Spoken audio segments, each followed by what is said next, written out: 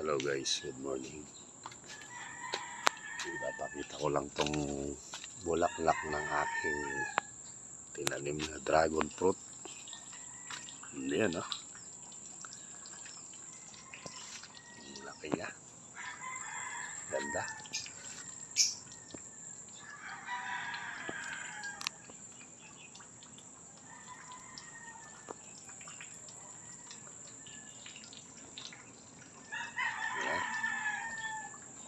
So guys, nakakuha na ako ng bunga dito, 3 na. So pink siya sa loob. Ang sarap niya, grabe. Ito pa yung isang bunga na nag-form na siya na nantay ko na lang siyang mahinog. Ayan. Ayun.